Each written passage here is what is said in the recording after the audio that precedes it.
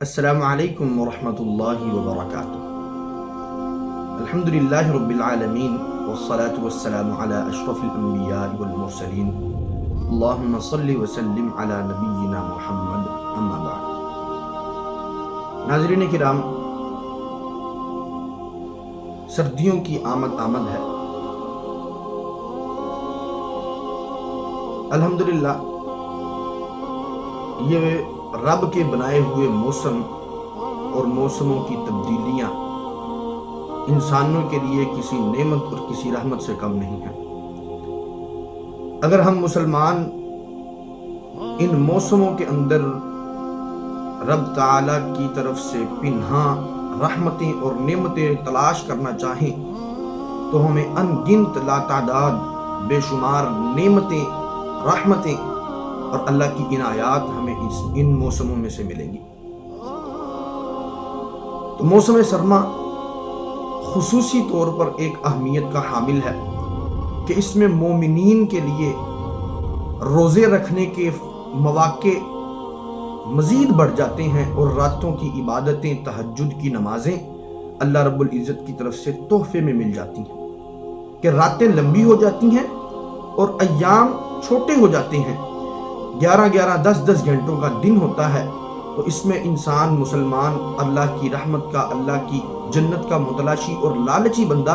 اس میں زیادہ سے زیادہ روزے رکھنے کی کوشش کرتا ہے اور اللہ کی عبادت کرنے کی کوشش کرتا ہے۔ تو انشاءاللہ العزیز الحازم انسٹیٹیوٹ کے اس پلیٹ فارم سے ہم آپ تک ایک چھوٹی سی سیریز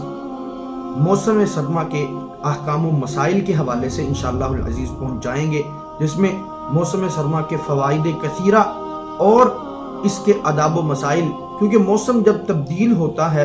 تو مسائل بہت سے بڑھ جاتے ہیں۔ شرعی طور پہ جو مسائل ہوتے ہیں، مثلا وضو کرنے کے اور اسی طرح نماز کے مسائل، مسا وغیرہ کرنے کے مسائل اور چادر اوڑھ کر نماز پڑھنے کے مسائل، دستانے پہننے کے، نماز میں منہ چھپا کر کے نماز پڑھنے کے، منہ کو ڈانپ کر کے، ماسک پہن کر کے، اسی طرح مختلف قسم کے مسائل جو ہیں وہ جنم لیتے ہیں، جن کا شریعت نے ہمیں حل بتلایا ہے، جن کا جواب شریعت ہمیں پہلے سے دے چکی ہے۔ تو سب سے پہلے ہم آج کے اس اپنے سبق میں، آج کی اس ویڈیو میں ہم انشاءاللہ العزیز یہ شریعت سے پوچھیں گے، دیکھیں گے کہ آیا اللہ رب العزت نے موسم سرما کو کیوں بنایا ہے،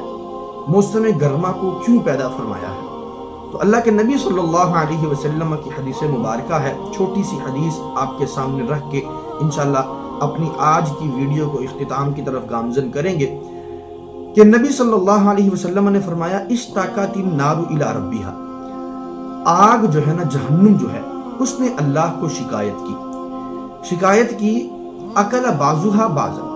اللہ میرا بعض حصہ بعض حصوں کو کھائے جا رہا ہے، اتنی شدت،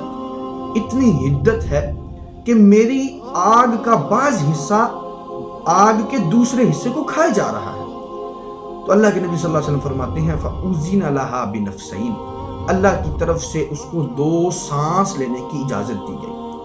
وہ ایک سانس جب اندر کھینچتی ہے تو سردیاں آ جاتی ہیں، سانس باہر کو نکالتی ہے تو گرمیاں آ جاتی ہیں۔ تو یہ اللہ تعالیٰ کی طرف سے اس کو سانس لینے کی اجازت دی گئی۔ اللہ کے نبی صلی اللہ علیہ وسلم فرماتے ہیں، لوگوں یہ ساری گرمیاں اور ساری سردیاں، اتنی حدت گرمیوں کی اور اتنی شدت سردیوں کی تم جو دیکھتے ہو، یہ اسی کے سانس لینے کی بدولت ہے، اللہ نے اس کو یہ سانس لینے کی اجازت دی ہے۔ تو یہ اللہ رب العزت کی طرف سے ایک سبب اللہ کے رسول صلی اللہ علیہ وسلم کی زبان میں بیان فرمایا گیا ہے، گرمیوں کے آنے کا اور سردیوں کے آنے کا، گرمیوں کے جو ہے نا چلے جانے کا اور سردیوں کے چلے جانے کا ایک سبب جو ہے وہ اللہ رب العزت کی طرف سے نبی صلی اللہ علیہ وسلم کی زبان میں بتلایا گیا ہے۔ ہم انشاءاللہ العزیز آج کے اپنے اس کلپ کا اختتام انہی الفاظ میں کرتے ہیں، اور اگلے کلپ میں انشاءاللہ العزیز، اگلی ویڈیو میں ہم ایک نئے مسئلے کے ساتھ سردیوں کے حوالے سے جو ہے وہ مسئلہ اور اس کے جواب کے ساتھ انشاءاللہ حاضر ہوں گے۔ اللہ سے دعا ہے کہ اللہ تعالیٰ ہمیں ان ایام کے اندر اپنے آپ کو راضی کرنے کی توفیق عطا فرما کر کے جنت الفردوس کا مقیم بنا دے۔ اقول قولی ھذا استغفر اللہ لی ولکم ولسائر المسلمین وآخر دعوانا ان الحمد للہ رب